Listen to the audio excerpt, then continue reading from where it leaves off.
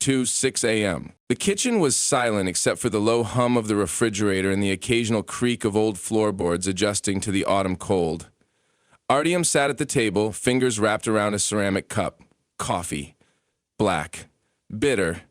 The way he liked it when thinking. He wore a charcoal sweater, sleeves rolled up just enough to show the faint veins on his forearms. His chessboard sat on the windowsill, half played, the black queen lying flat. The front door clicked. He didn't turn. He heard the unsteady clack of heels across the hallway, then the rustle of a coat being peeled off, followed by a faint hiccup. Dasha entered, lipstick smeared at the corners, her curled blonde strands slightly frizzed, the straps of her dress slipping off one shoulder. "Just wine with the girls," she said too casually, placing her heels near the door like a student avoiding noise after curfew. Her voice held the slur of practiced innocence. Artyom glanced at her, slowly, like a camera panning over a crime scene. She moved toward the bedroom, muttering something about being tired. Then it happened. The soft clink of plastic on tile. A small white rectangle skittered out of her bag and came to rest under the kitchen light. A hotel keycard. Black magnetic strip, gold embossed logo. The name on the corner wasn't theirs. She froze. He looked at the keycard, then at her. Their eyes met. She opened her mouth, then shut it. "Wrong bag," she offered weakly. "Too fast." He nodded once. Calm, almost amused. "Must be." And he smiled. Not the warm kind, the kind that carries teeth. She turned away, fast. Almost ran down the hall. Artyom sipped his coffee, let it burn his tongue. He didn't need to ask questions, not tonight. Tonight was confirmation, not confrontation. He had already known. The late-night showers, the shift in perfume, the clumsy lies, the voice notes she thought he hadn't heard, the missing intimacy replaced with performative smiles and "don't wait up." 2 weeks ago, he'd started watching the board. Tonight, the queen fell exactly where he predicted. He stood up, stretched his back, and turned off the light. There was nothing more to see here. But the game? It had only just begun. The next morning, she acted as if nothing had happened. Coffee in the French press, light chatter about a colleague's birthday, an Instagram story with a filtered photo of her smile and the caption, "Blessed Mornings." Artyom nodded, half listening, eyes scanning her movement the way a hunter studies wind shifts. She didn't bring up the keycard. Neither did he. He didn't need to. He already had what mattered, certainty. The rest was just logistics. It had started a few weeks back, nothing dramatic, subtle misalignments. Dash's schedule began to warp, late meetings, last-minute girls' nights, new lingerie that appeared and vanished without use. But it wasn't the cliches that gave her away. It was her silence. The thoughtful pauses before she answered, the faint delay when he asked something simple. One night, she got a message and tilted her phone just slightly away from him. That was her first mistake. He didn't confront her. Instead, he opened the chessboard on the windowsill and stared at it for nearly an hour. Her queen was always the most aggressive piece in their games. Flashy, overconfident, but reckless. He knew how to use that. The next day, he asked casually if she wanted a short getaway. Somewhere warm. "Might be good for us," he offered, tone soft, like a man trying to save something. Her face lit up too quickly. "Yes, God, yes. Maybe we do need a little sun." She didn't notice the way he looked at her hands. Freshly manicured, not for him. Later that week, while she slept, he mirrored her phone using a discreet app he'd found through a former client, a cybersecurity guy with no moral compass and an expensive divorce behind him. It wasn't about control, it was about facts. Artyom didn't believe in gut feelings. He believed in proof. He didn't need long. The messages weren't poetic, they never are. Just clumsy jokes, innuendo, voice notes with that lazy confidence of someone who thinks they're winning. In one of them, the man said, "Tell me again how you tricked your husband. Feels dangerous." Artyom replayed that voice note 3 times. Dangerous? No. Predictable. He began collecting pieces. Screenshots, hotel camera footage pulled through an old friend in security, timestamps that aligned a little too neatly. It all went into a folder on his desktop labeled taxes. Every night he'd pour himself a glass of wine and sort through her lies like receipts. It wasn't the betrayal that stung, it was the insult to his intelligence. Dasha, meanwhile, was radiant, happier than she had been in months. She mistook his calm for distance, mistook his silence for indifference. That was her second mistake. He was never indifferent. He was calculating. At dinner one evening, she mentioned how much she missed the ocean. He smiled, offered the idea of a pause, a little break, to think, to breathe. She hesitated, just enough. Then she agreed. "Maybe it's good for us," she said again, echoing his words. "Yes," he answered. "Good for clarity." That night, he moved the white queen on the chessboard into the corner, where it would stay. His plan wasn't about rage. It wasn't about shaming her. It was about control, about reminding himself who he was, a man who listens, watches, and acts only when the outcome is guaranteed. She thought she was playing him, but Artyom had already seen the end game. For the first time in months, Dasha started sleeping better. She thought it was the trip on the horizon, or maybe the way Artyom had let go. He wasn't questioning her anymore, wasn't scanning her face or asking where she was headed. He kissed her forehead in the mornings and said, "Have fun," when she mentioned dinner with the girls. She interpreted it as trust returning. It was checkmate in progress. Artyom watched from a distance, like a scientist observing a lab rat who doesn't realize the maze is rigged. He gave her space, distractions, late nights alone in the kitchen under the dim stove light with a book he didn't really read. All of it was intentional. Silence was his most useful weapon. He changed his gym schedule, started going early in the mornings. She never questioned it.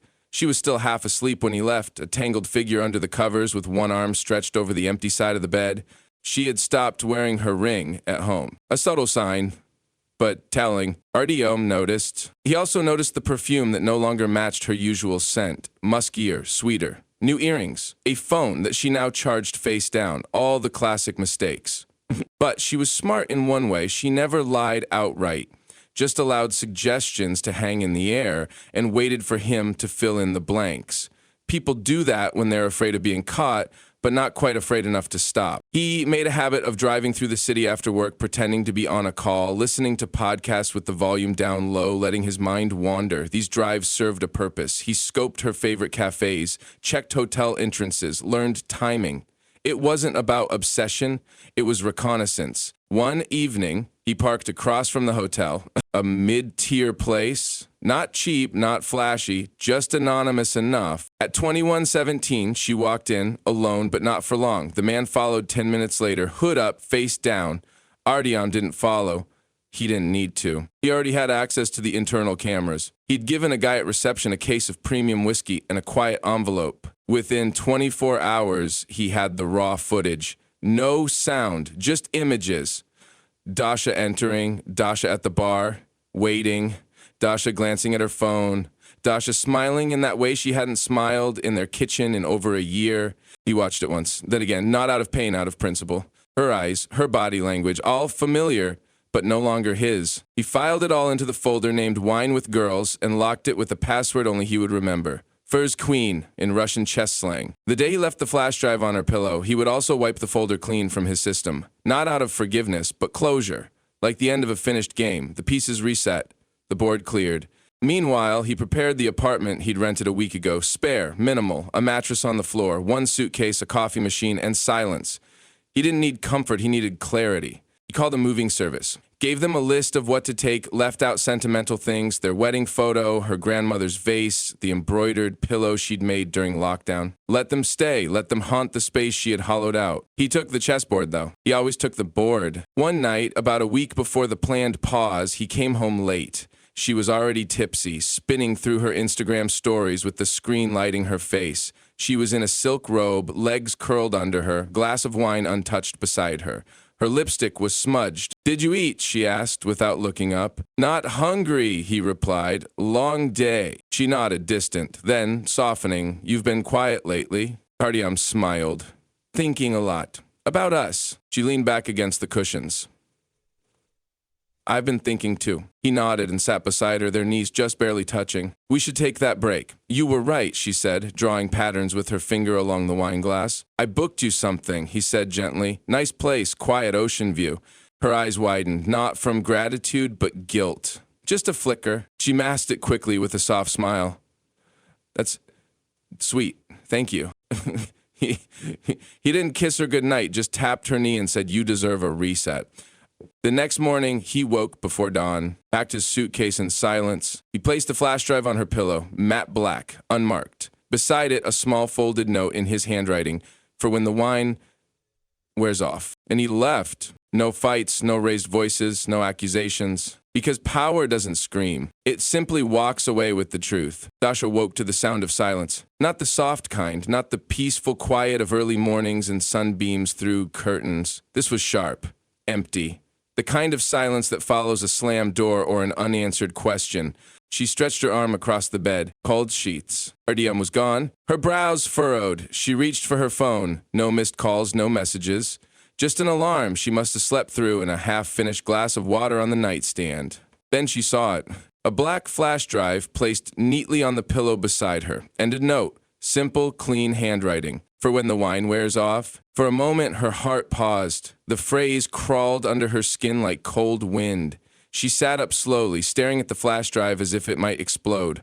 Her mind flipped through a catalog of possibilities, none of them good. Her fingers trembled slightly as she plugged it into her laptop. One folder, wine with girls. Her stomach turned. Inside, screenshots, videos, audio files, no passwords, no drama, just raw, undeniable evidence. The first video, hotel lobby security footage. Her, the man, smiling, touching, disappearing into the elevator. The second, a screen recording of her messages, her words, flirtatious and careless, punctuated with emojis and midnight confessions. Her lies, exposed one after another. She scrolled faster. A voice message. She hesitated before playing it. Why do you even stay with him if he already suspects something? The lover laughed. What are you proving? He's not stupid. Then her voice, soft, a whisper. It's not that easy. He's quiet, but he knows too much. She paused the file. Her breath came short, like she'd run up 5 flights of stairs. The next file was worse. Footage from a different angle. The man kissing her neck outside the hotel bar, her hand resting on his chest. Her smile, bright, the kind she hadn't worn at home in months. Dasha slammed the laptop shut. Her pulse thundered in her ears. She wanted to scream, cry, call someone, call him. But what would she say? That it wasn't real? That it meant nothing? That it just happened? She stood, pacing, the silk robe trailing behind her like a forgotten costume. The apartment felt unfamiliar, too clean, too quiet. She moved through it, like a ghost. In the kitchen, she found another note, tucked beside her coffee mug. You made your choice. I just watched it to the end. Short, cold, final. She grabbed her phone, dialed. Voicemail. Again, voicemail. She sent a message. Please talk to me. We can fix this. No response. Another. Artyom, I didn't mean for it to go this far. I'm sorry. I miss you. Still nothing. She called again. Left a voicemail, her voice shaky. Please, I messed up. You don't have to forgive me. Just, please don't leave like this. We were supposed to fix things. I thought we still had time. Tears welled, but they weren't cathartic. They were jagged, anxious. She wasn't mourning love. She was mourning control. Because that's what she'd lost. He hadn't begged. He hadn't shouted. He hadn't broken anything. He had left without breaking stride, leaving only truth in his wake. That was what terrified her. Later that evening, she came home from a walk, hoping absurdly to find him back. But instead, she found the apartment colder, his shoes gone, his chessboard missing, his closet stripped bare except for the one wool coat he never wore anyway. On the dining table, a final note. Not handwritten this time. Printed. Thank you for the honesty, at least in the end. Under it, his key. Nothing else. She sank to the floor, not out of heartbreak, but out of exhaustion. The emotional kind that comes when the consequences finally arrive and there's nowhere left to run. Her social media went quiet for the first time in months. No stories, no curated brunches, no pictures of her in red lipstick with captions like you have to break to glow. There was no glow now, just an inbox full of silence. Elsewhere, Artyom stood by a window in his new apartment. Bare walls, a chair, a suitcase, a mattress on the floor. Peace. He sipped coffee, gazing out at the city. Same gray skyline, but from a different angle. He didn't check his phone. Yeah, he'd need to. She would have sent the messages. She would have cried. She would have asked for mercy. Not out of love, but because she wasn't used to being left behind. He had no intention of answering. Not now, not later. The board had been cleared, and for the first time in a long while, he wasn't playing defense anymore. He was free. The sea was colder than it looked. Waves folded into one another with steady rhythm, brushing against the shoreline like whispered secrets. Artyom stood at the edge of the water, shoes in hand, pant legs rolled just enough to let the icy surf wash over his feet. It was morning. Pale, light, empty beach. Exactly what he needed. The apartment he now rented overlooked this cove. Small, quiet, tucked away from the city's noise. He hadn't brought much. A chessboard, 2 changes of clothes, a worn paperback of Camus someone had left in the apartment before him. He liked that. The idea of inherited solitude. Each morning he walked the beach before coffee. A ritual. Not to think, he'd done enough of that, just to be present. unweighted. Some part of him expected regret to arrive, like a delayed train, but it never did. Only a strange calmness, like the stillness after a long storm, where trees are broken but the sky is finally clear. He hadn't blocked Dasha. That would have implied anger, and he was beyond that now. Her messages had slowed, then stopped. Eventually, even silence gets tired of itself. There was no revenge, no spectacle, just absence. And in that absence, he rebuilt. One evening, he found a small chess cafe tucked between a bookstore and a bakery. Inside, locals played without talking, mostly older men, a few students. He watched from the side for days before finally sitting down. He played quietly, lost a few, won more. No one asked his story. No one cared why he played with such control. That was the beauty of anonymity. One afternoon, he sat in the same cafe when someone new entered. A woman about his age in a navy coat and sneakers with paint on the soles. She asked the barista if anyone wanted a match. The old man she approached waved her toward Artyom's table. She smiled as she sat. "You always play this focused?" He smiled back, moving his knight. "No, just today." Their game unfolded without tension. Deliberate, fluid. She wasn't aggressive, but observant. A reader of the board, not a conqueror of it. After 10 moves, she tilted her head. "You look like someone who used to be very loud inside, but now isn't." He raised an eyebrow. Amused.